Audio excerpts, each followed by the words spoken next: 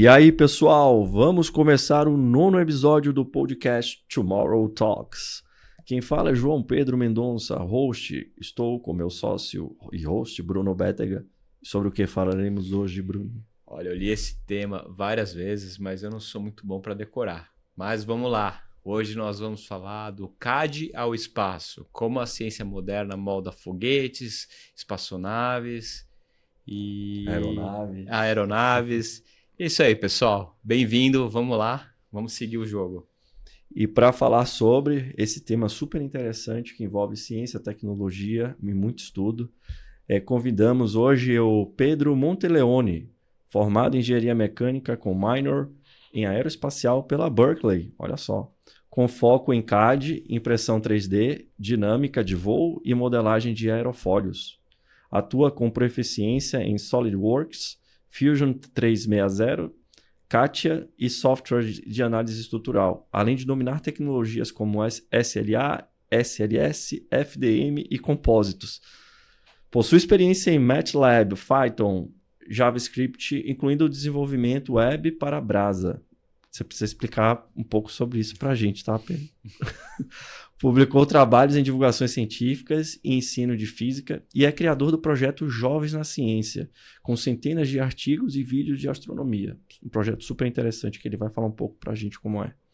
Medalhista em Olimpíadas Científicas e membro honorário do Departamento de Cronologia da Unicamp. Atua como comunicador e entusiasta de física moderna. Muito bem-vindo, Pedro. Muito obrigado pela presença. Obrigado, agradeço o convite. É um prazer estar aqui com vocês e espero esclarecer algumas dúvidas aqui sobre os tópicos que vai aparecer. E vamos lá. Maravilha. Pedro, para começar, o que foi que motivou você a estudar engenharia mecânica e aeroespacial? Como é que começou essa trajetória dali dos últimos anos pré-vestibular para tentar a Berkeley? Como foi essa jornada, cara? Que legal. Você acordou um dia e falou, vou estudar engenharia. Eu quero desenhar foguete. São algumas coisas. Primeiro, 3 palavrinhas. Homem de Ferro. Cara. Iron Man. 2007. É isso. Eu vou te falar que o Ozzy, essa música do final aí foi o chamariz. Foi a cereja do bolo que faltava. Pô, legal. Mas eu cresci com a Marvel, com o Homem de Ferro e um Homem de Ferro, né? Engenheiro, engenheiro mecânico ali, né? Construindo as armaduras, eu comecei a pegar uma paixão daí. Então aí já começou a plantar a sementinha de querer fuçar nas coisas, né? Porque engenheiro tem esse pique assim, quando é criança desmonta aparelho, desmonta rádio, mexe na geladeira, deixa a mãe louca com essas coisas. Conserta tudo em casa, né? Quebra também, pra ver como é que funciona. Como é que funciona. Você é daqueles que desmonta qualquer coisinha para ver o funcionamento, ia lá e tentava remontar e aí fazer as suas engenhocas. Pô, isso aí é raiz, então. Caixinha de som, quando parava de funcionar, nossa, arregaçava. Aqueles rádios da avó de praia, sabe, que durava 5 dias. Aí quando ia pro saco, a gente ia lá, desmontava inteiro. Legal. Enfim, quando a air fryer queimou também, desmonta pra ver que tem aqui dentro. Pô, legal isso aí. Você tava até mostrando uma live, né, que você fez, que a gente tava tendo uma call, você mostrou lá um adaptador que você fez pra máquina da sua mãe, né, em 3D. Máquina de lavar, Você tem que ter um Pedro em casa, porque qualquer problema que você tem, por exemplo, minha mulher sempre pede pra eu consertar alguma coisa e tal, e cara, eu nunca tô em casa, eu não sei fazer nada, velho, de eletrodoméstico e tal. Agora, imagine, você com as coisas que você faz, as soluções que você dá, né? Tipo, consertar chuveiro, adaptador para não sei o quê. É um segundo emprego, viu? E aí, pra parte de aviação, teve outra sementinha também vindo desde criança. O meu avô, ele era piloto, então isso também já ajudou bastante. Ele era fanático por aviação. E aí ele me botava dentro do cockpit dos aviões lá, porque minha casa fica logo na frente do aeroclube da cidade. Então, tipo, eu ia direto lá no aeroclube, ele me botava nos cockpit, tirava foto, mexia nos instrumentos. Você viu os logo- motores funcionando. Pô, é legal essa influência, hein? Painel. Logo cedo você Painel, entrar em avião, entrar nessas coisas. E devia ser legal, porque o pessoal devia desmontar coisa na tua frente lá. Isso. Você devia ter uma experiência bem próxima ali do... Aí eu botava o fonezinho aqui, nossa, ó, Mayday. Mayday. Pô, legal. Mas aí, e por que Berkeley? O que é que levou você a correr atrás desse sonho de estudar lá? O choque cultural, como é que foi o desafio de falar uma outra língua, ter uma formação em outra língua? Legal. Vamos lá. A parte da engenharia, então, tá aí desde pequeno. Sim. No DNA também, né? No DNA também. Então, tipo, o curso já estava alinhado. Aí a questão de estudar fora começou se eu não me engano, do 8º para o 9º ano do ensino fundamental, que teve duas coisas. Primeiro, lançou em 2014, se eu não me engano, o remake da série Cosmos, aquela original do Carl Sagan, e aí depois teve o remake com o Neil deGrasse Tyson. E aí teve aquela vibe toda de divulgação científica, com os gráficos aprimorados lá de 2014, aquela coisa maravilhosa que mostrava o espaço, explicava tudo de uma forma simples e detalhada. Então isso me encantou bastante e isso me inspirou a abrir os meus projetos de divulgação científica. Aí eu rodava um site, uma página no Facebook e um canal no YouTube e um podcast também. Que aí eu tive alguns convidados, uma delas foi a Gabriela Bailas, que ela é física. Eu tive uma conversa com ela, eu trabalhava na parte de acelerador de partículas. Nossa. Então, bem legal. Tive uma conversa muito bacana com ela, um episódio do podcast. E Para a nossa audiência entender, o que seria esse princípio de acelerador de partículas na prática? Como funciona? Como funciona? Basicamente, de forma bem simples, um acelerador de partícula ele vai acelerar partículas em direções opostas para que ocorra um choque, e esse choque, a geração de energia que esse choque resulta, pode gerar outras partículas que são extremamente difíceis de detectá-las. E aí, nesse curto período, a gente consegue encontrar partículas que não ocorrem naturalmente em ambientes mais, digamos, comuns. Então, nessas condições extremas que você impõe uma quantidade altíssima de energia para acelerar essas partículas e gerar esse choque, a gente tem essa liberação de partículas que não ocorreriam de forma natural, né? Que a gente não encontraria facilmente, porque elas decaem. O Brasil tem um, né? Tem. E é verdade que pode, dependendo do acelerador, você pode gerar um mini buraco negro, assim? Existe essa possibilidade? Aí é a parte muito, assim, beira o impossível. Tá. Mas assim, se você falar categoricamente, é impossível? Não. Olha só. Mas beira. Pô, cara, eu lembro até hoje quando o primeiro existiu, né? Foram fazer o teste, eu tava trabalhando na P3D lá, eu trabalhava muito com físico do lado também. E aí foi jogado isso na mesa, pode resultar, mas a possibilidade é quase nula, tá? Mas eu lembro que eu fiquei com medo, assim. Aí até falaram, não, se for gerado um mini buraco negro, ele vai se desfazer em segundos também, isso. Porque não poderia se sustentar. Eu não entendo nada, eu só fiquei com medo na época. Não tem nada de Quarteto Fantástico ainda. Entendi, não vai ter uma dobra espacial, não vai nada. Tomara que o LHC não chegue nesse ponto. Tá, bom. Mas aí nessas redes de divulgação científica eu escrevia uns artigos semanais, então cada semana eu falava sobre um tópico, ou abordando astrofísica ou abordando mecânica quântica, que eram as duas partes que eu gostava mais. E para mim conseguir mais conteúdo, para mim conseguir dissertar mais sobre a parte de mecânica quântica, eu fui atrás de uns cursos. E eu encontrei um curso fenomenal de Stanford, de mecânica quântica, chamava Mecânica Quântica para Físicos e Engenheiros. Tinha a parte 1 e parte 2, professor David Miller, eu até lembro o nome. E é assim, um curso fantástico que eu fiz, curso de pós-graduação. Eu sofri muito, eu tive que comprar muito livro para conseguir entender, mas... E acompanhar, né? Para acompanhar, nossa senhora, eu fui atrás de professores de faculdades para dar uma ajudada. Esse pessoal foi muito bacana comigo, que eles me ajudaram a entender, né? Tipo, me dar um caminho para me conseguir entender esses tópicos. Porque eu estava no 9º ano, eu estava querendo entender mecânica quântica, eu estava um pouquinho...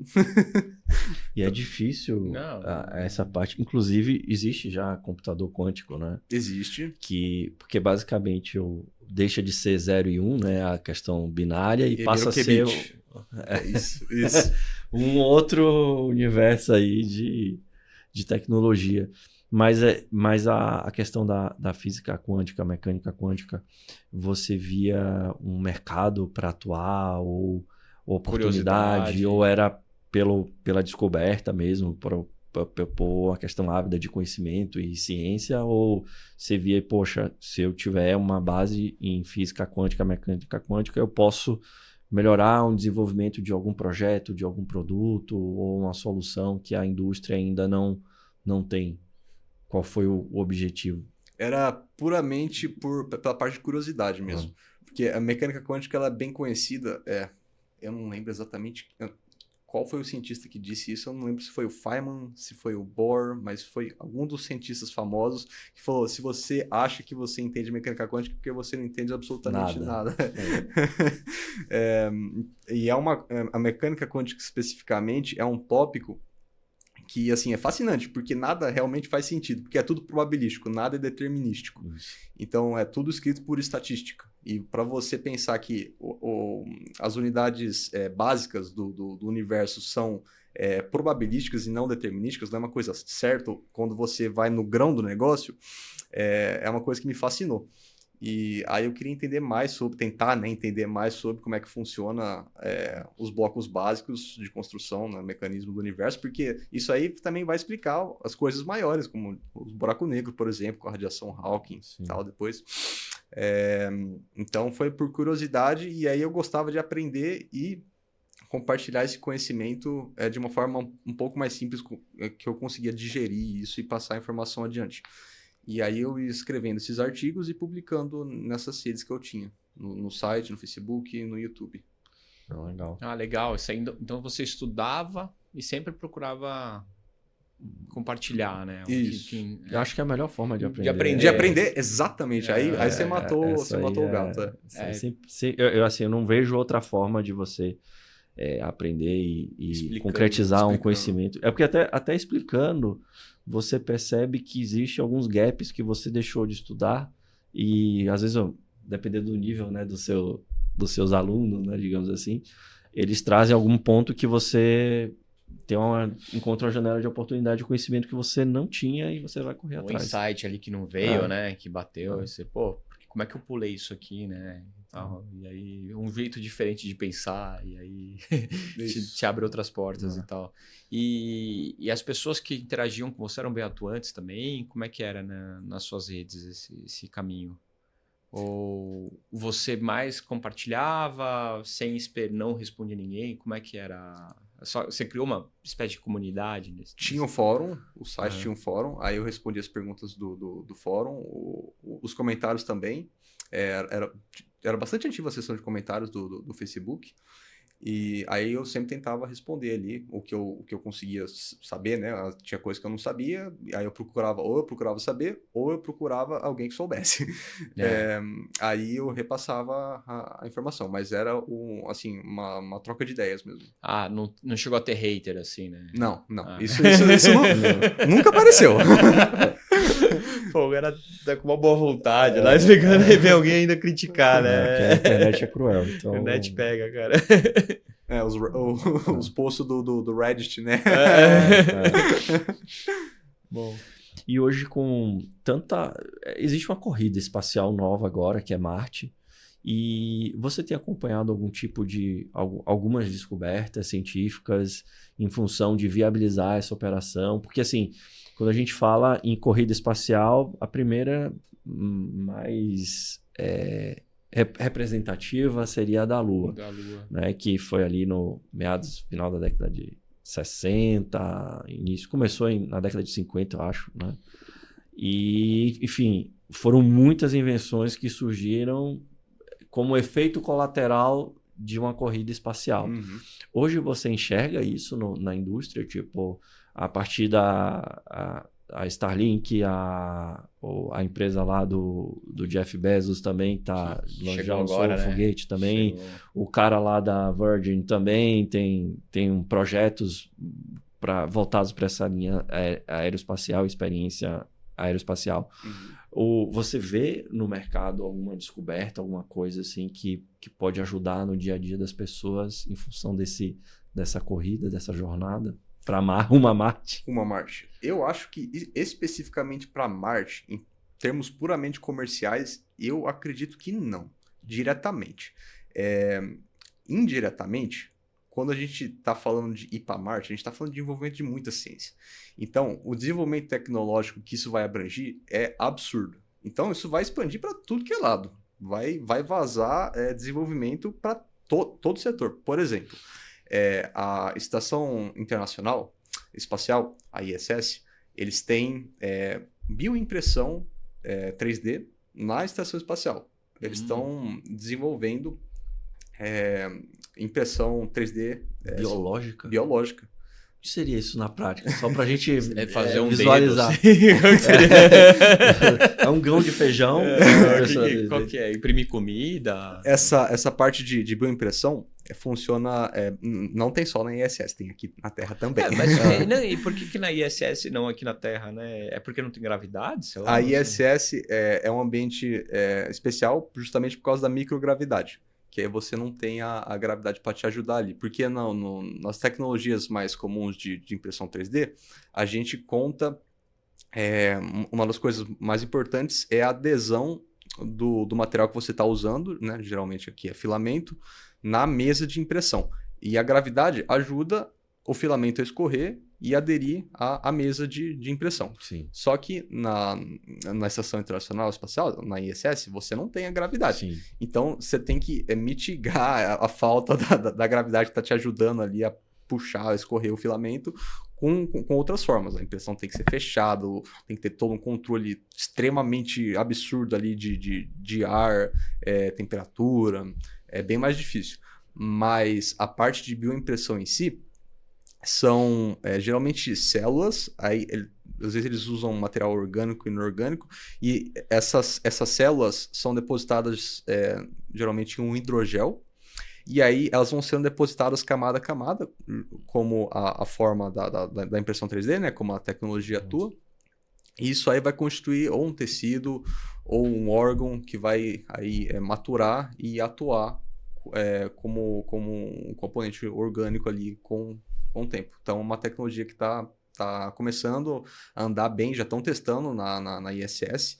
Inclusive, tem uma companhia, agora, nos meus 2 últimos semestres em Berkeley, foi se eu não me engano, era o CFO da companhia, da Redwire, chama a empresa. Ela investe em várias partes do setor aeroespacial. E uma delas é justamente aí a bioimpressão na ISS. Então, eles investem na parte de satélite também. E aí ele estava falando um pouco dessa área aí que eles atuam na frente de pesquisa.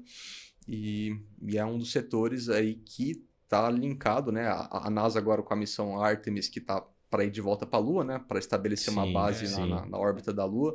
Para isso servir também como um ponto para ir posteriormente para Marte. Que Marte acaba sendo complicado, né? Porque além de ser bem mais longe, para você colocar uma colônia lá, bicho, tanto de recurso, assim, um investimento ultra pesado na ciência, né? A gente vai estar confiando puramente ali na ciência, porque, assim, em questão de retorno financeiro, isso vai ser difícil para voltar, né? Sim. Pelo menos diretamente. Trazer algum retorno, né? O que eu imagino a impressão 3D no espaço é para você fabricar peça, se for fazer uma espécie de um container, alguma coisa, um posto de abastecimento, você já monta do espaço, você só manda matéria, eles montam lá, estruturam, e eu acredito que até na Lua vai ser um ponto, tá tendo a corrida espacial, né? A corrida, outra corrida espacial. A China também tá... China tá agressiva, mas a China, eles estão interessados, parece que é no...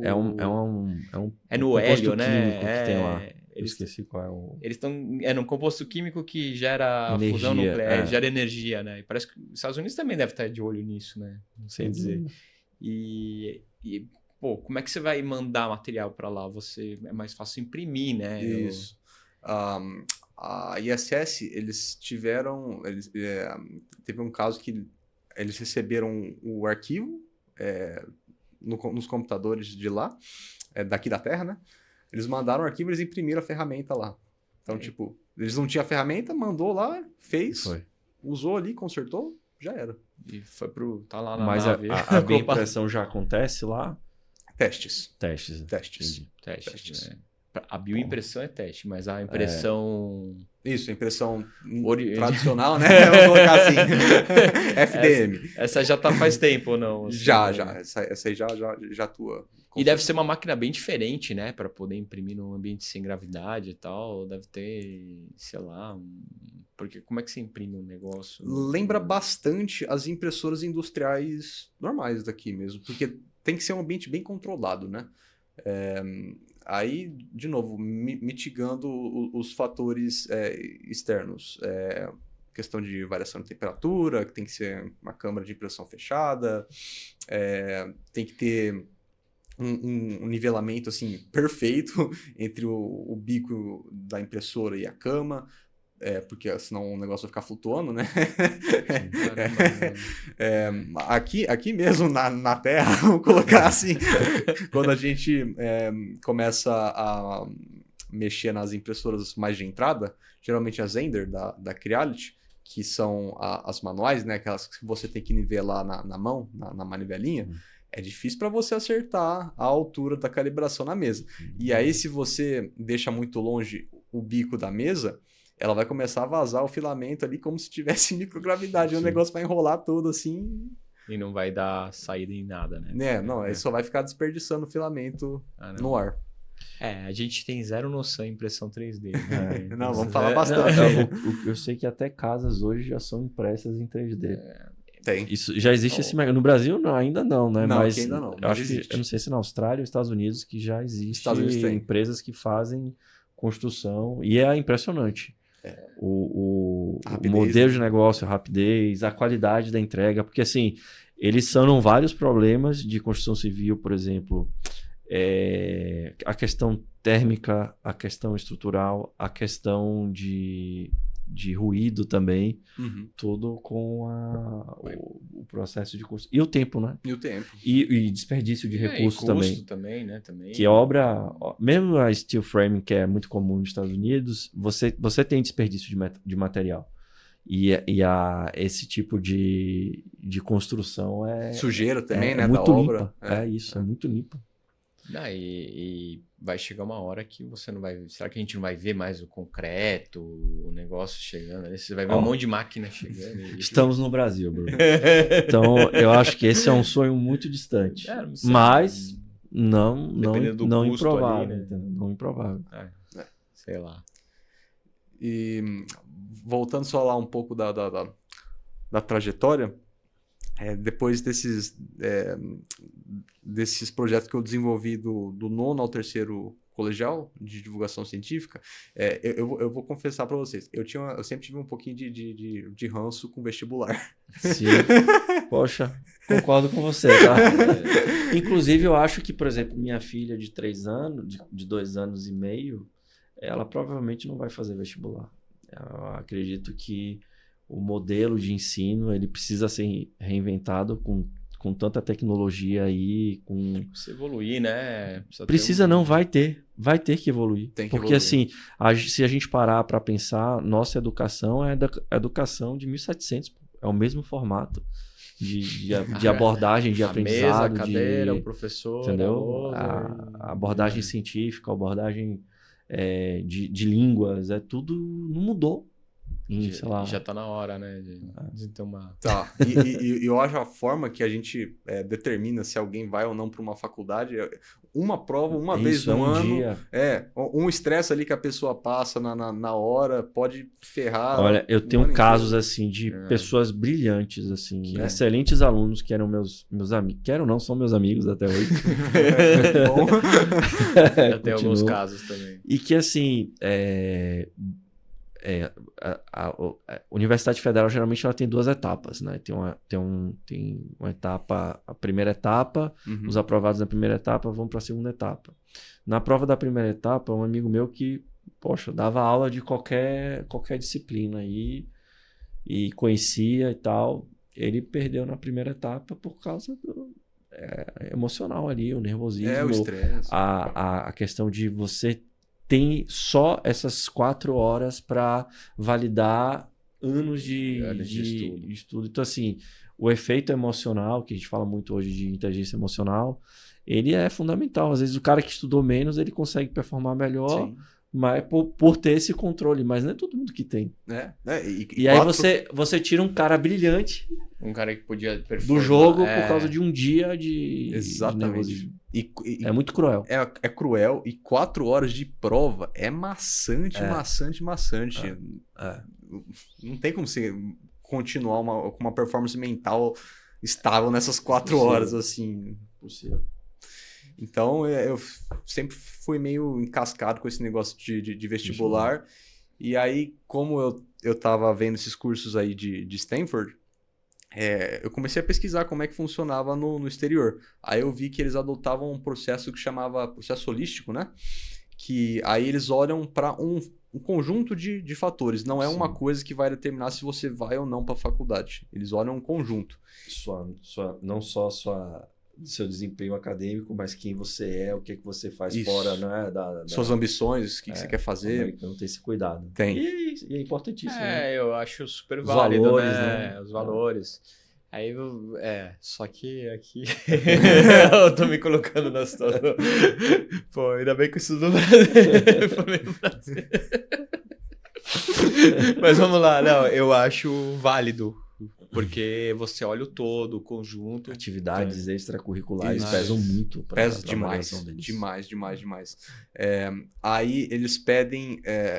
Tem algumas coisas específicas de cada faculdade, mas geralmente são os seguintes fatores. O primeiro são as provas padronizadas. Aí a gente tem os testes de proficiência em inglês, que pode ser os mais famosos aí, o TOEFL e IELTS. Aí se você conseguir a nota, entre aspas, de corte, beleza, o inglês está certinho para você. Aí tem o SAT, que é tipo o Enem deles, entre aspas. O SAT ou o ACT são equivalentes. Só que o ACT tem a parte de ciência e o SAT não. Então, geralmente, eu recomendo o SAT, que ele é mais fácil. Eu tentei os dois. O SAT eu achei bem mais fácil, bem mais de boa. O SAT é a parte de inglês, matemática e tem a redação, que é opcional. Algumas faculdades pedem, outras não. Então, essas são as provas padronizadas que a maioria pede. Em termos de dificuldade, o SAT é ridiculamente fácil, comparado a Enem, qualquer coisa que a gente tem aqui de vestibular. É bem básico mesmo. A parte de matemática são 60 questões, 60 minutos, mas é tipo questão que você resolve em 20 segundos. É bem tranquilo mesmo. A parte de inglês é interpretação de texto. Então você só tem que ter o hábito ali de ler rápido e assinando as coisas ali. Tem questão gramatical também. Mas assim, é uma prova muito mais tranquila do que você for fazer um vestibular aqui, uma FUVEST, um Enem, algo do tipo assim. Então é bem mais tranquilo para você se preparar para essas provas. E aí, fora isso, tem as atividades extracurriculares que pesam muito, mas muito mesmo. Como você desenvolve, o que você consegue, principalmente o que eles avaliam. Não adianta só você ter 15 atividades extracurriculares. Você tem que demonstrar impacto nas atividades que você performa. Então, por exemplo, aí nas redes de divulgação científica que eu tinha, era muito importante que eu mostrasse o quantas pessoas que atingiu, como que eu consegui ajudar as pessoas, o público estimado que se interessou, enfim, o interesse que isso gerava no público, né? Que era o objetivo das mídias. Legal. Então teve uma espécie de um olhar mais abrangente sobre até mesmo as redes que você tinha e como que você impactava no meio, né? Isso. Legal, cara. No caso, os Jovens na Ciência surgiu antes ou durante ou depois? Surgiu antes de eu começar o processo em si da application, Sim. que foi a partir do primeiro colegial, que aí eu comecei a ir atrás das provas padronizadas. Os Jovens na Ciência surgiu entre o 8º e o 9º ano.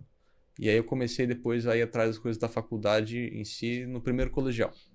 Que aí comecei a me preparar para as provas, né? O SAT, o TOEFL, e desenvolver outras atividades extracurriculares também. E aí eu fui construindo as atividades extracurriculares, e as faculdades também pedem bastante as redações, né? As essays, que aí cada faculdade pede algumas perguntas específicas. Tem os temas que são mais batidos, tipo, tem um que chama Why Us, que é tipo, porque você está escolhendo a gente. Sim. Tem outros que vão no Why You, por que a gente vai escolher você. Tem algumas que fazem umas perguntas um pouco mais específicas, dependendo do programa que você está escolhendo, engenharia mecânica, que lá você tem a opção de... Quando você vai escolher engenharia, você pode escolher inicialmente engenharia genérico sem declarar um major específico, sem ser engenharia mecânica ou engenharia elétrica. Você só entra como engenharia para você fazer as matérias base, até lá você pode pensar melhor em qual você vai escolher. E aí tem as perguntas. Só falar um pouquinho. A produção está falando só falar um pouquinho mais direcionado. Pro microfone, lógico, claro. Maravilha. E aí, conforme for, tem os temas mais específicos das redações. As essays são bem importantes também como parte da application, que aí eles vão avaliar você como pessoa, né? E eles conseguem extrair mais daí. Mas o que mais me encantou assim foi que eles tipo não olham só para um fator. São um conjunto de coisas que eles vão analisar para ver se você vale a pena ou não. Como um ser humano né? Como um ser humano um nível de complexidade. Isso. Ninguém é perfeito, né? Isso. Ninguém é perfeito. Exato. E você é entrevistado por quantas pessoas assim ao longo do processo? Tem faculdade... A maioria das Ivy Leagues, se eu não me engano, são 2 entrevistas. As Ivy Leagues são as faculdades americanas assim, de maior renome na costa leste dos Estados Unidos. Como eu fiz na Califórnia, né? Então a costa oeste. Mas geralmente quando a faculdade pede entrevista, Berkeley não tinha entrevista. Mas geralmente é 1 ou 2 entrevistas. Eu fiz uma... Na Rice, eu tive que passar por uma entrevista, na Rice University, mas aí foi uma só. Aí tem a parte da entrevista também, que algumas têm, e geralmente não, sempre, quando você vai estar escolhendo o programa, tem lá no site deles, certinho discriminado de tudo que você precisa para o processo. E você nunca pensou em ficar por lá já, depois que você se formou, continuar uma carreira lá, algo do tipo? Inicialmente, quando você se forma, você tem 28 dias para sair dos Estados Unidos antes que o visto expire. A não ser que você já consiga uma oferta de trabalho e aí você consegue estender, pegar depois o visto de trabalho. Sponsor, né? O sponsorship. E aí você já fica por lá. Na minha área especificamente, a aeroespacial, tem a questão de segurança nacional, que aí você tem que tirar... Você tem que tirar 2 documentos que chamam ITAR e ICAR. Quando eu fiz estágio aqui na Embraer, eu tive que tirar essa documentação também, que eu trabalhei no setor militar daqui.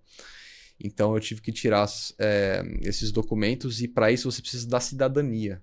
Então, ou tem que ser cidadão americano ou green card. Então, para as companhias tipo Lockheed Martin, a Grumman, a Boeing no setor militar deles, todas precisam pedem que você tenha cidadania ou green card para você conseguir atuar nas áreas. Então fica um pouco mais difícil na minha área. Mercado.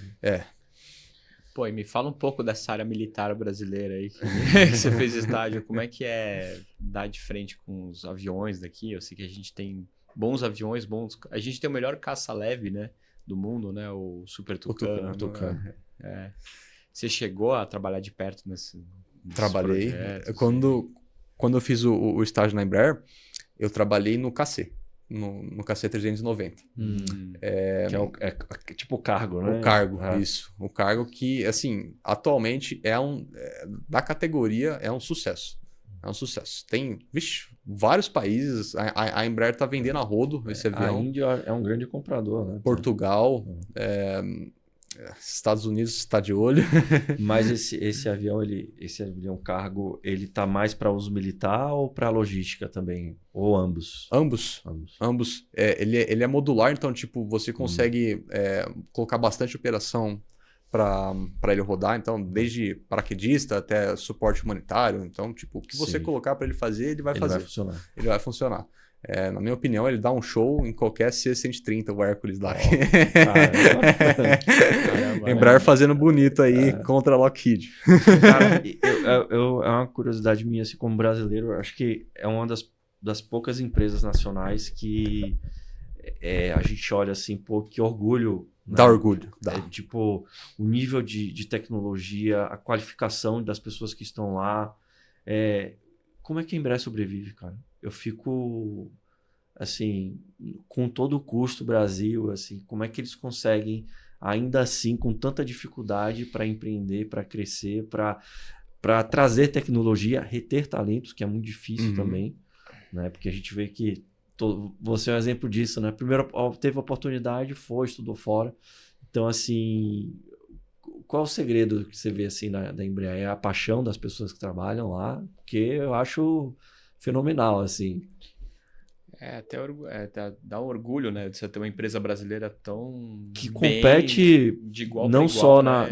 na área militar, na aviação civil. Sim. Tipo assim, é absurdo o que ela faz no ambiente que ela está inserida. Isso, da onde que ela surgiu, isso, né? Cara, eu acho que é um dos maiores fenômenos assim, empresariais, assim, globais. Porque assim, a Embraer, ela produz jato executivo de extrema qualidade. Os Phantom, Praetor, o Praetor, tem a Praetor, o Phenom.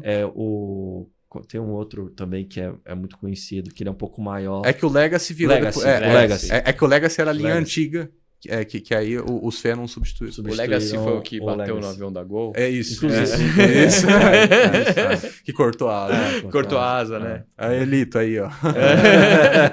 Pô, eu assisto o Lito. Eu acho bem legal. Nossa senhora. Eu assisto o Lito o dia inteiro. O Lito é meu ruído de fundo, assim. Não, tá aí.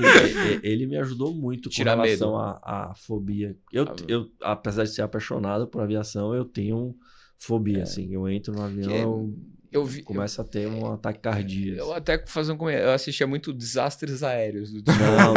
Ajuda bastante. Nossa. Aí, o que aconteceu? Eu fui pegar um avião e eu fiquei morrendo de medo, cara. E até então eu falei, nunca mais assisto esse programa, porque Desastres Aéreos é só, né, a sequência de erros.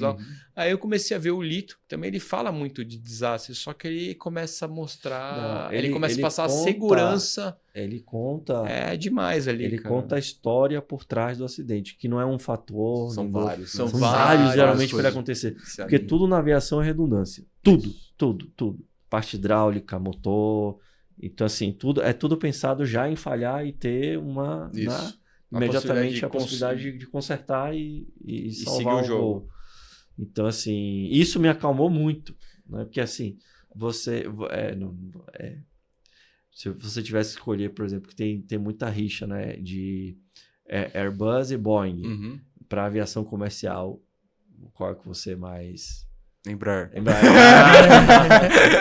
É uma coisa, a Embraer é um fenômeno. Você vai nos aeroportos dos Estados Unidos, esses voos regionais, é só Embraer. Qual o E190? O E190. Agora, a Azul, a maior parte da frota da Azul foi agora não, né? Eles estão indo um pouco estão comprando muito Airbus também. Mas a Azul começou a operação no Brasil basicamente só só com frota de E190, né?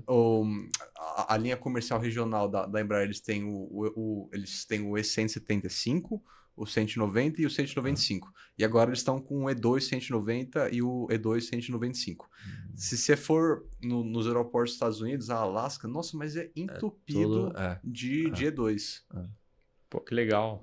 Que legal. É muito, assim, é fantástico. O E145 também é mais antigo, acho um avião maravilhoso. E o que você estagiou na Embraer? O que você viu lá? Vocês mataram muito bem quando vocês falaram do orgulho nacional e da paixão. Quando eu fiz o estágio lá, no finalzinho, a recrutadora, a Karen, ela fez uma pergunta pra gente, que a gente tinha que gravar um vídeo explicando pra gente o que a Embraer significava. E todo mundo falou, assim, a gente foi colocado cada um num canto, então a gente não sabia o que o outro estava falando, todo mundo falou orgulho. Então a gente teve que falar outra coisa, porque todo mundo falou orgulho. Então, assim, é uma empresa que todo brasileiro tem orgulho de ser brasileira, porque a questão de desenvolvimento, o que ela é capaz de fazer, é uma coisa absurda. Quando o pessoal vê que a Embraer é brasileira, desacredita o pessoal de fora. Isso. Porque é uma superpotência. Eu já vi até um super empresário falando cases de sucesso, né? Ele falou, ó, essa empresa, não falou o nome, né? Fabricando não sei quantos aviões, faturando não sei quanto e tal. E todo mundo aqui numa briga e tal. E, ó, essa empresa é Embraer, né? Daí todo mundo, nossa, velho, o cara... E eles estão aqui, estão quietos ali, mas estão fazendo deles. Ali. Fora que são aviões extremamente seguros. Teve eu não sei se foi um E-190 que levou tiro de míssil na Rússia. Cara, o cara conseguiu pausar Inteiro. Tá ligado? Mas tava passando por lá, tomou... tomou.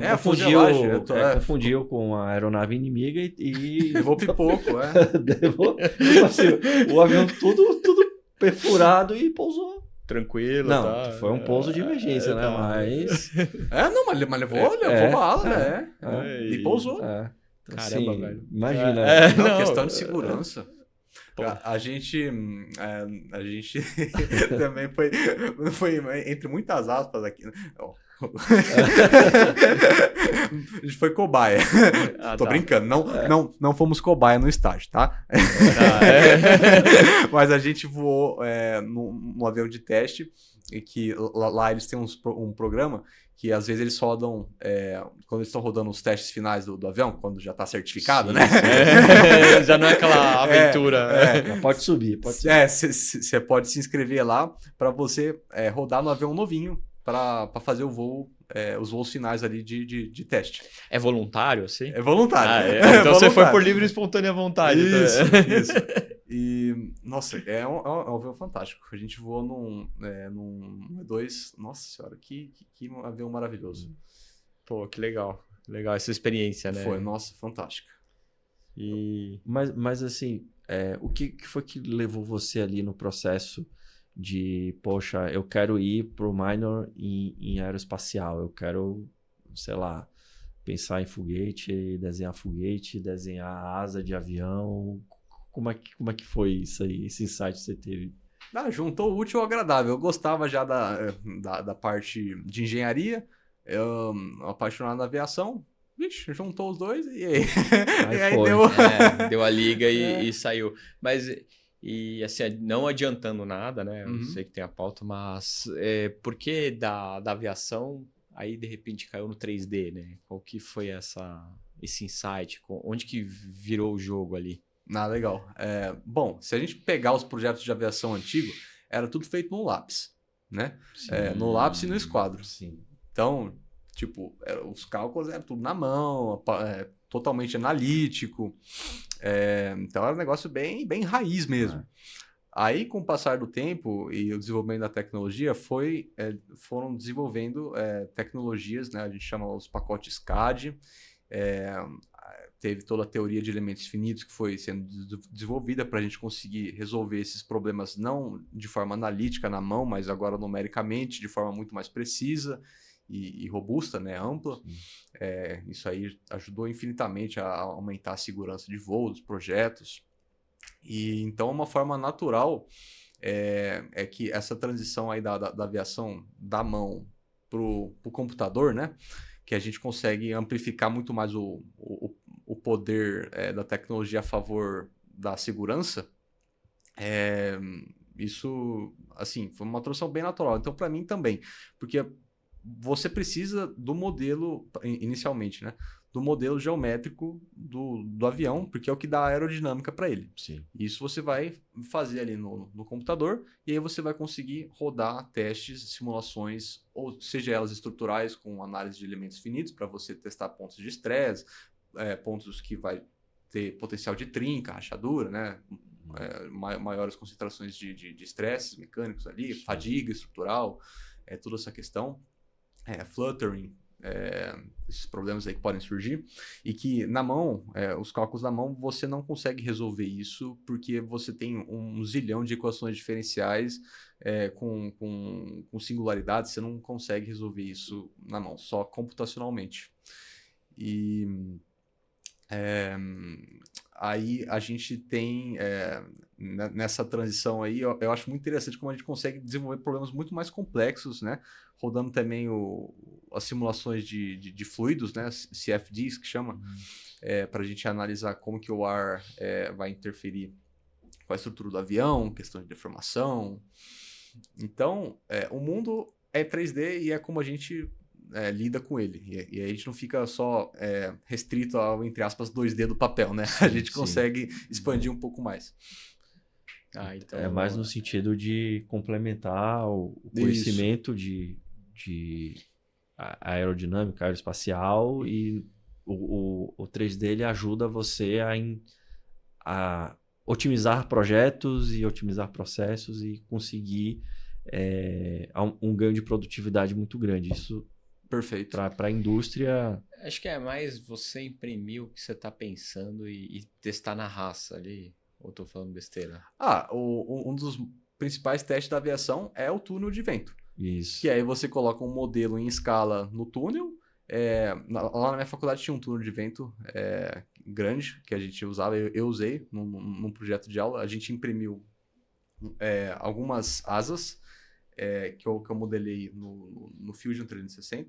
Então a gente imprimiu uma asa em resina, que era o nosso controle, uma asa em PLA e uma asa, essa é o que a gente queria pesquisar, em fibra de carbono. Então era um material, era um polímero Onyx com fibra de carbono, com reforço de fibra de carbono. E a gente colocou esses 3 perfis de asa no túnel, rodando a vários perfis de velocidade, de 0 até 60 metros por segundo. Então, rodando assim, um ventinho bem forte. Sim. 60 metros por segundo. Para analisar o quanto de sustentação cada asa gerava, dependendo só do material. E por que isso é interessante? Porque na teoria, o material não deveria interferir na sustentação da asa. Coisas que influenciam na sustentação é a densidade do ar, a área de superfície da asa e a velocidade do vento. E então o material em si não deveria influenciar na sustentação ali em si. Mas a gente ali no teste a gente rodou e a fibra de carbono, a asa fibra de carbono, foi o que gerou maior sustentação. Aí a gente gerou os plots lá, tal, viu bonitinho, que a da fibra de carbono era o que estava gerando mais sustentação. Mas o custo de produção era carinho, viu? É alto. A asa deu esse tamanho aqui, mais ou menos. Foi $150 para imprimir na impressora de compósito lá. Ainda bem que a aula a gente tinha uma verba ali para investir. As impressoras eu tinha, ficava tudo no meu quarto. Aí deu para otimizar algum custo ali, alguma coisa, né? Eu não tinha impressora de composto, tá? Esse aí eu usei a impressora da faculdade. Mas aí... Que é uma impressora industrial. Mas a de resina e a FDM, que era a Ender, eu tinha, eu imprimi no apartamento em casa lá. Pô, que legal, meu. Deve ser meio estranho, né? Você ter uma pessoa na sua família que, de repente, a pessoa fica trancada no quarto e você abre, o que você tá fazendo? Ah, tô imprimindo aqui uma asa de... um projeto, né? Uma asa de um Boeing. De um Boeing, ou imprimindo alguma coisa. O que você tá fazendo? Ah, não sei, tô fazendo um experimento científico aqui. E agora vocês imaginam que nesse cenário, assim, não era nem a família, porque lá só tava eu nos Estados Unidos. Mas eram 7 outras pessoas que moravam comigo, aleatórias. Tipo, ninguém nem sabia o que era. Ia... Mas o pessoal perguntava ou ficava curioso? Não, eles conhecem bastante impressão então... 3D, eles conhecem. Lá o pessoal usa bastante, assim, pra brincar mesmo, né? Pra imprimir coisa, porque lá não é caro. Ah, entendi. Lá não é caro, lá é extremamente acessível. E agora, nessa parte de impressão 3D, tô até cortando a pauta aí, mas eu tô empolgado aqui. O que você vê no futuro? Você acha que, por exemplo, tudo... O que eu sempre imaginei é que daqui a pouco você não vai ter mais um iPhone, você vai imprimir um iPhone. Será que chega nesse nível, você imprimir objetos da sua casa, você compra online, você imprime numa máquina e você não precisa nem mais esperar o tempo de confecção, sei lá, você não espera mais o produto chegar. Chega a um nível desse? Assim? Nesse sentido, não, por conta justamente de alguns fatores, né? Custo é um, velocidade é outro. Porque a impressão 3D, não, assim, para coisas, para pequenos volumes, muito eficiente. Agora, quando você tem um volume grande como iPhone, é extremamente ineficiente. Aí você vai ter que partir para moldes injetáveis, né? Que aí você já faz um monte de uma vez. Não, mas eu penso assim, você na sua casa, você compra no e-commerce e você não espera mais chegar o produto. Você tem uma máquina faz ali que faz uma impressão. Você acha que chega nesse nível de tecnologia? Não seria um iPhone, mas sei lá, uma xícara, uma cadeira, você poderia imprimir na sua casa. Tem gente que faz cadeira, tem. Tem até revólver, né? Que tem gente que monta revólver de plástico ali. O negócio é revólver. Mas você vê no futuro, por exemplo, para montar um objeto, você tem que ser técnico, você tem que conhecer do que você está fazendo. Mas você acha que chega numa família brasileira, não uma família brasileira, mas uma família normal, você poder imprimir objetos complexos de forma fácil, assim, de forma simplificada? Você fala assim, mais na parte do usuário final e não na parte de indústria, né? Mais ou menos como é nos Estados Unidos hoje. Não sei. Mas é muito grande o mercado de impressora 3D nos Estados Unidos em termos de consumo. Em termos de consumo? O americano compra muito e ele usa mais com qual finalidade? Agora com a Bambu Lab, 2020 para cá, que ela entrou no mercado, bem mais, cresceu muito, porque ela tornou acessível não só em termos de custo, mas em termos de facilidade de você operar a máquina. Porque as impressoras antigas eram, assim, muito enrosco. Era muito difícil você conseguir imprimir alguma coisa certa, porque o nivelamento da mesa era manual, aí você tinha problema de entupir bico, não dar adesão à mesa, de superaquecer a cama, o sensor de temperatura do Big Sudor queimar. Eu tive essas impressoras mais de entrada, elas deram todos esses problemas. teve uma vez que eu cheguei no apartamento, ela tava apitando alarme de incêndio. Você saiu para tomar um café? Foi mais ou menos assim mesmo. Então elas davam muita dor de cabeça, mas aí depois que a Bambu chegou, ela tirou essa dor de cabeça do usuário. Então, pai compra para brincar com o filho, para imprimir bonequinho, essas coisas. Então tá muito mais user-friendly do que era. Então, assim, o mercado está crescendo bastante nesse sentido lá. Aqui no Brasil, ainda é uma tecnologia cara. Uma impressora aqui para eles, né? Lá eles ganham em dólar, não dá para comparar aqui o poder da moeda. Uhum. Então, mas uma impressora muito boa, que é a A1 da Bambu, lá custa, se eu não me engano, tá $300. $300 para eles é $300, né? É acessível. É acessível. É acessível. Essa mesma impressora aqui no Brasil, agora na Black Friday tá mais barata. Mas ela fica em torno aí de 3 a 4 mil reais. É imposto, Aí, mais o dólar aplicado. Aí não pega, sei o quê. Não, e fica difícil para você até mesmo adquirir o hobby, né? De você comprar as coisas. Passa e a ser um tal. hobby muito caro. Passa a ser um pouco. O custo do material. Porque não é só impressora, né? Aí eu, como brasileiro, como nós somos, provavelmente eu vou falar: bom, comprei isso aqui, eu preciso tirar dinheiro disso aqui agora. Como é que monetiza? Como é que eu vou monetizar isso aqui, né? Daí acaba estragando, porque já não vira mais hobby também, Isso, vira trabalho. Exatamente. Pô, e conta aqui um pouco pra gente como é que é o bastidor da Olimpíada de Ciência. Como é que foi participar de Olimpíadas de Ciência? Como é que funciona? Legal. A parte das Olimpíadas, eu tive bastante influência dos professores do ensino médio, que os meus professores de física eram fantásticos e como eu gostava muito já da parte de física, foi natural deles falar, vem aqui, você vai fazer a Olimpíada de Física. Senta aqui. Senta aqui. Aí eles davam umas aulas extras, fora do período da escola, assim. A gente tinha umas sessões que eram voltadas para as Olimpíadas, e eu ia sempre nessas aulas, específica para a Olimpíada de Física e da de Astronomia, que é a OBA, né? E assim, as Olimpíadas, você estuda, tem o formato ali da prova, você vai fazendo os simulados da prova, e aí também tem a primeira fase, segunda fase, que aí tem questão aberta, e é um esquema de prova ali, normal, não tem nada muito de extravagante.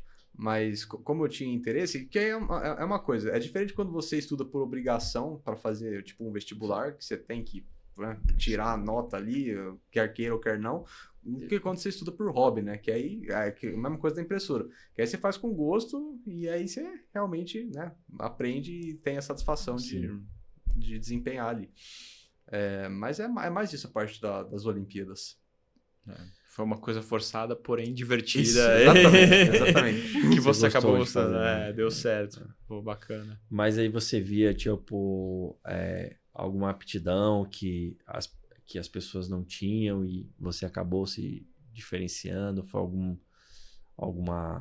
conteúdo ou modelo de aprendizagem, de estudo? Porque, assim, a gente fala muito em eficiência hoje em dia e organizar tempo, né? Então, assim, você criou alguma metodologia de estudo para você conseguir performar na Olimpíada? Isso é mais para o jovem aprendiz aí, os jovens que querem ingressar numa carreira de engenharia, seja engenharia civil, aeroespacial. Aprender a estudar é uma coisa que a gente não, infelizmente, pelo menos na minha época, eu não tinha. Então, assim, eu fui aprender a estudar na faculdade. Então, no ensino médio eu não aprendi. Ensino médio você aprende que você precisa estudar para arranjar um emprego, né? Mas eles não ensinam, você pode estudar porque pode ser legal. Ou você pode gostar de estudar. Isso nunca passou na minha cabeça. E a decoreba e ponto final. Né? E acabou, e era aquilo. Eu estudava, de certa forma, eu decorava as coisas. Minha mãe botava as perguntas, as respostas, eu ficava lendo 2 dias seguidos aquilo e decorava, ia lá na prova e dava a resposta exatamente como estava escrito. E não pensava. Funcionava, tirava notas boas, mas e você desenvolvia o aprendizado, e você desenvolvia a vontade daquilo. Tanto que eu fui aprender a estudar nem na faculdade, na pós. Na pós eu gostei mais porque era algo que eu me conectava. E acho que é isso que é a missão do ensino, né? Como você conecta o aluno, como você instiga ele a buscar mais, e isso que é aprender, né? De certa forma. Mas você desenvolveu algum método de estudo? Sim, mas o método não é meu, cara, deixa isso bem claro. O método é do Richard Feynman. Olha, legal. É um físico americano bem famoso. E é o que a gente estava falando.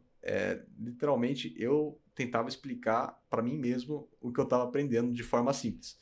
Então, eu tentava desconstruir ali nos blocos básicos do tópico que eu estava aprendendo. E se eu não conseguisse explicar de uma forma bem simples, estava faltando conhecimento ali. Estava faltando eu estudar mais algum ponto que eu não tinha identificado. Ou tinha algum gap ali de conhecimento que estava faltando.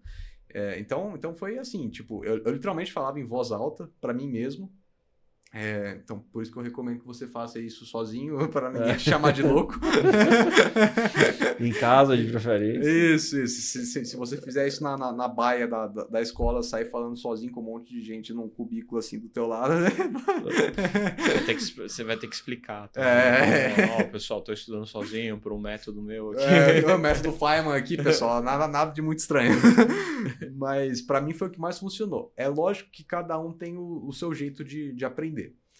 Alguns se dão melhor escrevendo e repetindo a escrita, né? Que aí é mais a parte mecânica ali para decorar. Eu acho também que varia com a matéria. Tem matéria que inevitavelmente, o inglês está melhor que o português. Você vai acabar dependendo um pouco mais da decoreba. Felizmente, a parte de matemática é mais a parte lógica, né? Sim.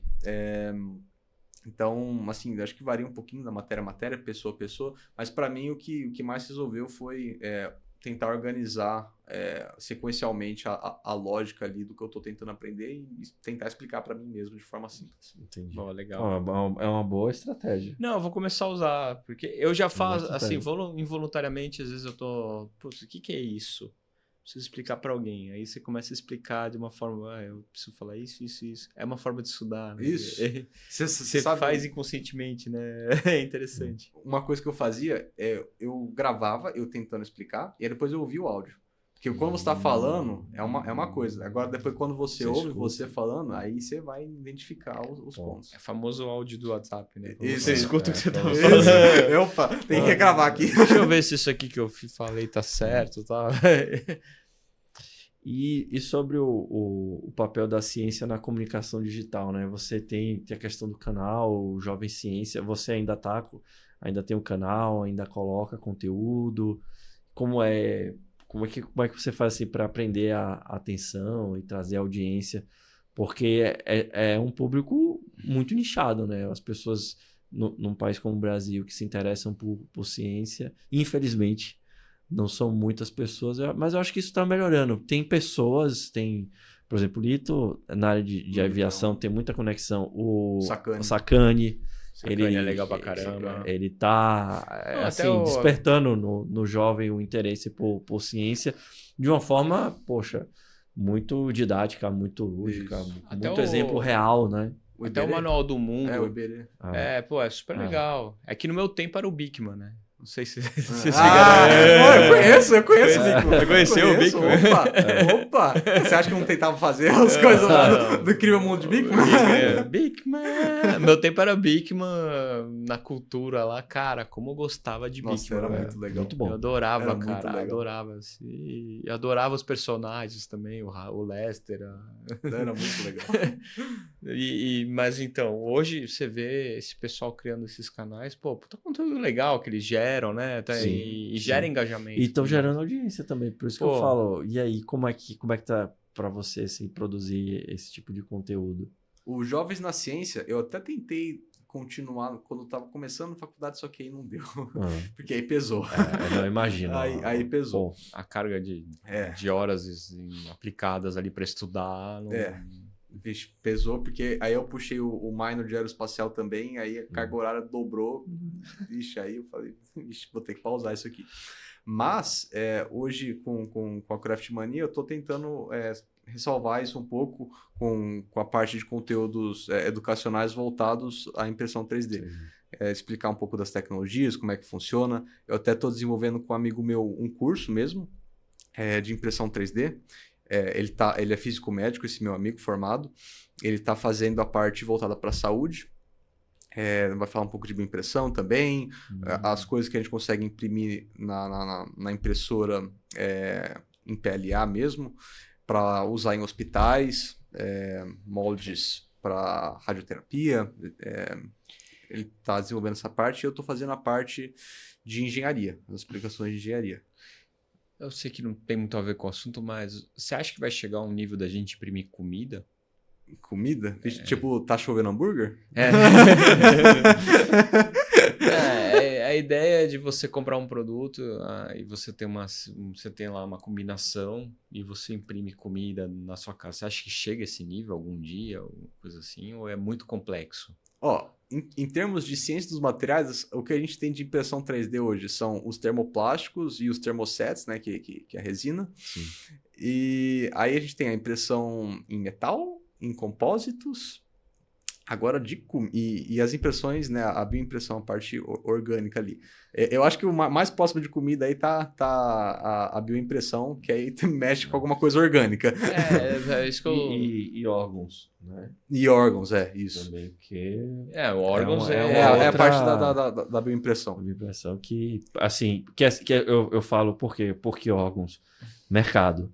Porque é um P&D que vai ter ROI, entendeu? Sim. Então a ciência...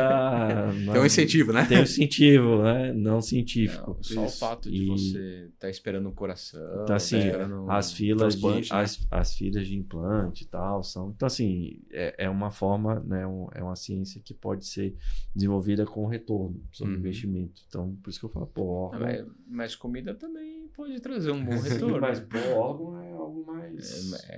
urgente, mais né? urgente. Tem esse ponto também. Entendeu? Para ver se o plano de saúde vai aceitar. Tem essa, né? Mas, e como é que você vê hoje o jovem, assim, no sentido de interesse por ciência? O que você enxerga, assim? Você é um exemplo aí de brasileiro que foi estudar fora, numa universidade que tem um range ali alto para conseguir uma aprovação e continuar também, né? Que tem muita gente que desiste. Não é um curso fácil. Como é que você vê, assim, hoje o mercado brasileiro de engenharia? A gente tem poucos engenheiros, né, no Brasil, muitas faculdades que não tem qualidade, então poucos engenheiros e poucos engenheiros qualificados. Como é que você vê esse mercado de engenharia hoje? Eu acho que é um mercado que tá crescendo bastante. A Embraer está ajudando a fomentar muito esse mercado.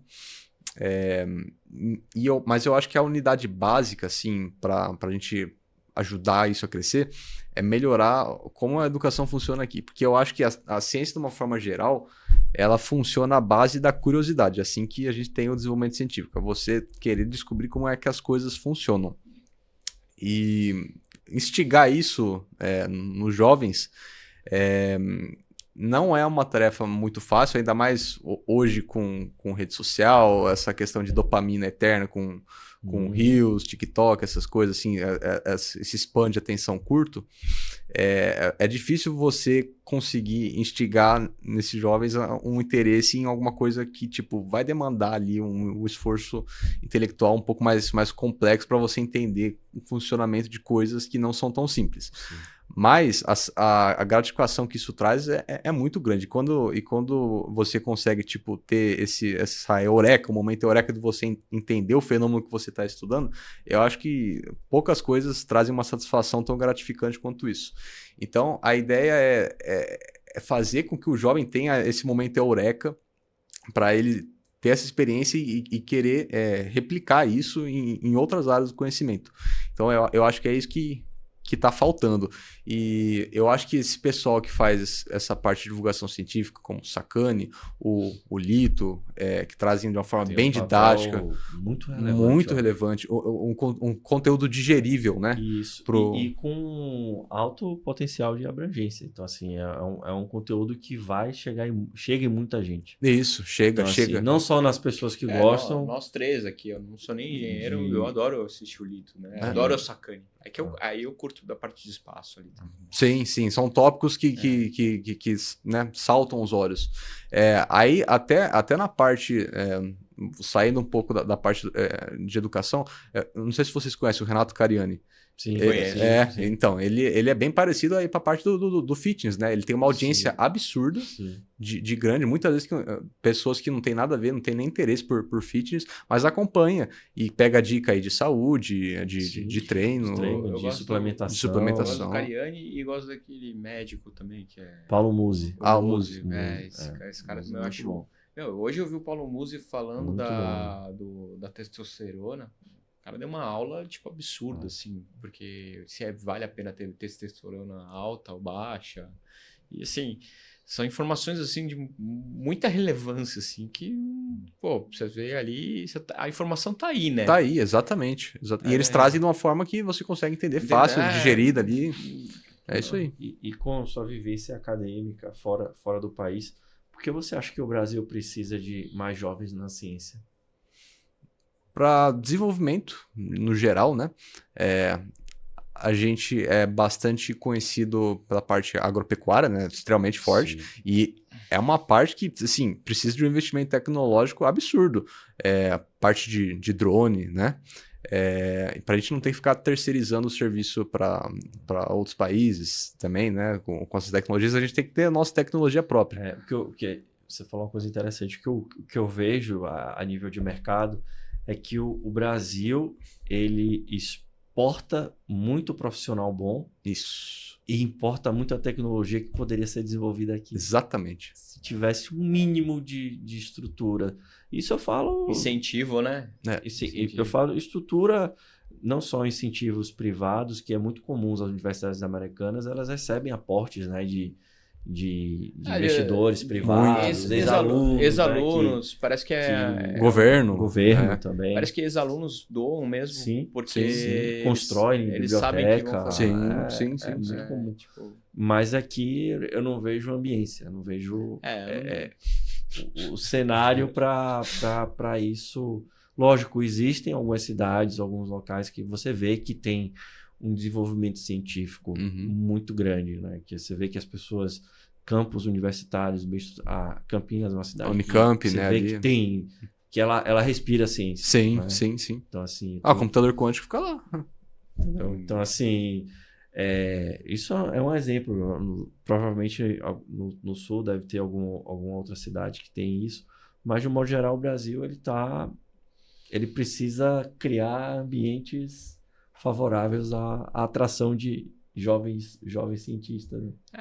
O Brasil é um diamante bruto que precisa ser lapidado. Isso. Porque tem pessoas, o que me incomoda é isso, é você ter... Tem talento. Tem talento, mas não tem estrutura. Pessoas motivadas e tal. E o que eu acho legal do brasileiro, porque quantas vezes na vida você não teve acesso fácil a uma coisa que alguém lá de fora tem e você teve que desenvolver seu próprio método para chegar naquilo que você precisa. Sim.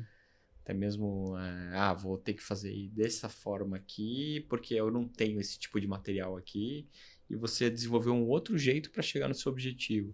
Então, a gente tem um excesso de criatividade muito boa. E no dia a dia... É porque, assim, o brasileiro, isso culturalmente falando, ele é treinado a trabalhar com improviso do que com planejamento. Gambiarra? Gambiarra. O brasileiro é o cara do improviso. Então, assim, ele consegue se sair de forma brilhante em momentos assim... Que ninguém... Isso é diferenciado mesmo. Entendeu? Que não é a lógica, não é o planejamento. É a coisa do momento ali, ele consegue desenrolar. Posso dar um exemplo? Sim, deve. Com certeza. Ó, esse aqui foi quente. Por favor. No meu penúltimo semestre, lá nos Estados Unidos, as aulas da faculdade de engenharia, elas são muito baseadas em projetos. Então, você tem a parte das tarefas, que tem um percentual da nota total, outras das provas... enfim, mas aí a maioria tem um projeto final que você tem que desenvolver ao longo do semestre, que vai dar um tanto ali da nota final. E nessa de mecatrônica aí, a gente passou uns perrengues fortes. Era eu e tinha outro brasileiro, que era amigo meu, e tinha um americano. Era nós três no time.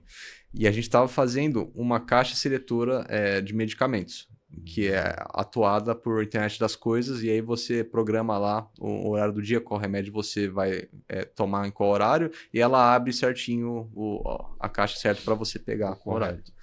E deu um problema, porque quando a gente foi fazer a montagem final, o eixo do motor, ele entortou quando a gente foi encaixar. Quando a gente foi fazer o press fit, porque ele era em formato de press fit, então a gente tinha que colocar a prensa para encaixar certinho, para dar o clearance. entortou o metal. E aí, como é que... E o projeto final era no dia seguinte, para a apresentação. E já tava lá nos Estados Unidos, fecha tudo, às 5 horas, já, vixe, você não encontra mais nada aberto. Aí a gente foi numa farmácia, compramos uma chave de fenda que tinha um diâmetro igual, cortamos a chave de fenda e usamos como eixo. Ou seja, a gambiarra foi. Funcionou. E o americano, tipo, olhando assustado. O que vocês estão fazendo? Como assim, cara? Deu certo, A gambiarra ali funcionando. E a gambiarra, pô, quantas vezes ela já quebrou? Eu faço gambiarra direto, né? Não é de longe, né? Uma prática. Mas é isso, o brasileiro é o mestre do improviso, cara. E dá certo, né? Dá certo. Funciona. E sobre o mercado 3D, como é que você enxerga assim hoje no Brasil?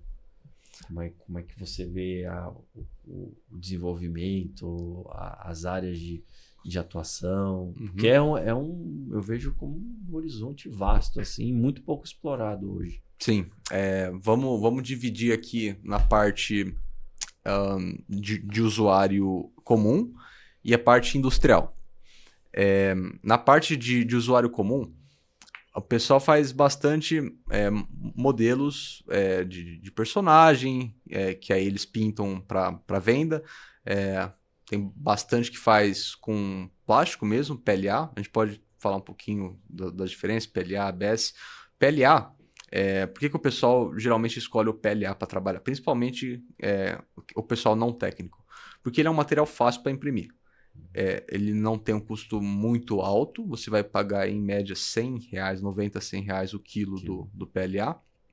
E se você souber ali os básicos do fatiador, você consegue usar uma ou outra estratégia ali para economizar no filamento, e aí você consegue tirar um bom proveito dele. Mas ele é um material extremamente fácil para imprimir, porque ele geralmente não dá problema de adesão à mesa, não dá muita falha de impressão, você não vai ter muito problema entupir no bico da impressora. Então ele é um material assim, bem user-friendly.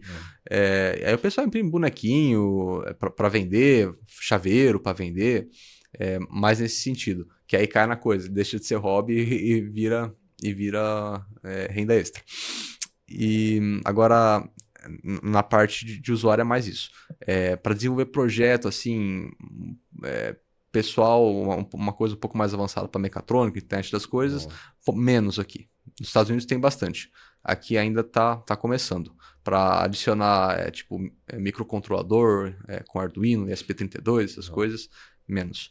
Agora, a parte industrial, aqui já está começando a esquentar um pouquinho mais.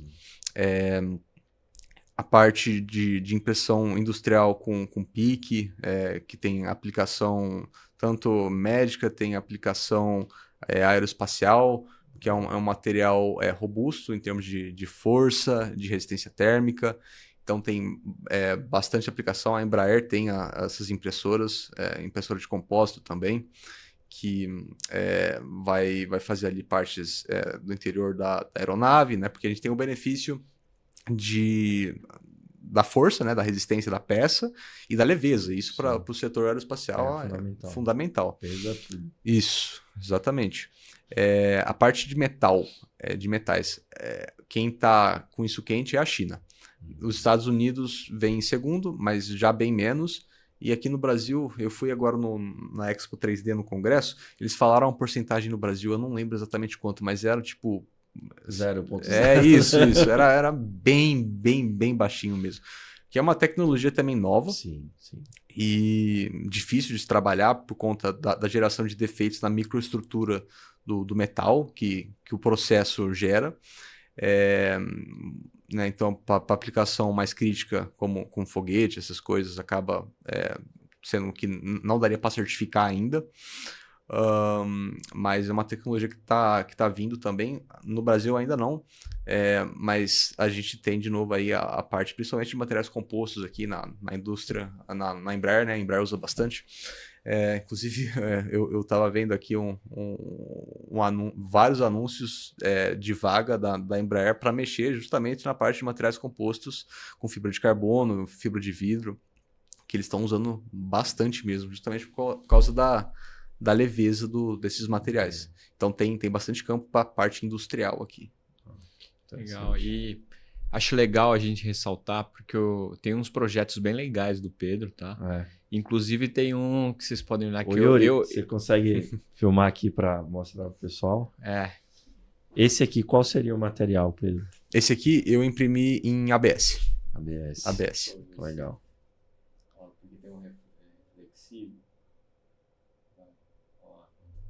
Uma impressão. Foi um presente pra gente. E olha que legal esse aqui também. As pistas da Fórmula 1. Todas elas.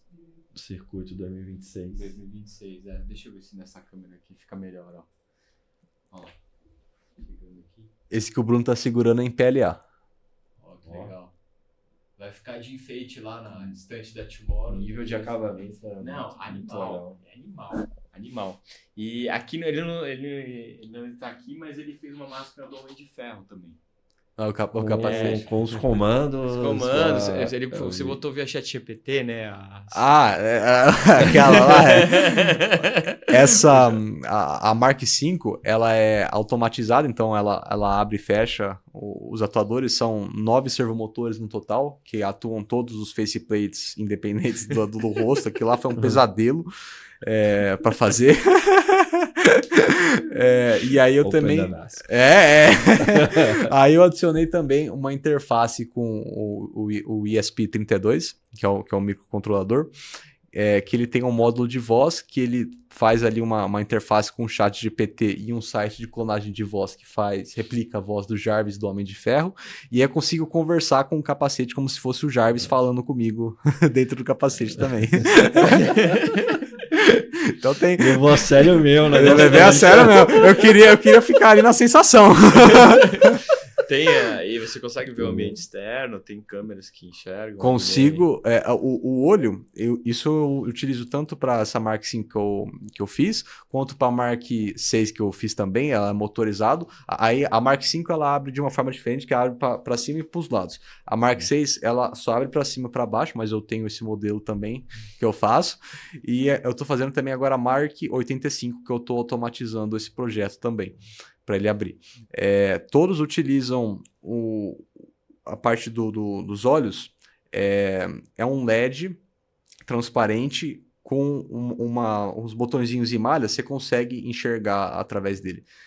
Não tem para vender aqui, tinha nos Estados Unidos, mas eu encontrei um vendedor na Shopee, agora estou pedindo pela Shopee, essas LEDs. Aí você faz a interface dessas LEDs atuando com o microcontrolador ali, para você ter um código de máquinas que vai ler ali o código entre o estado 0, que, pelo menos da forma que eu escrevi, né? Que é a máscara fechada, e o estado 1, que é a máscara aberta. Aí o olho vai acender ou apagar conforme o estado da máquina ali, 0 ou 1.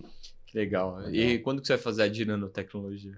Bicho, essa aí me complicou um pouquinho, hein? A versão lá, é a última versão, né, das armaduras.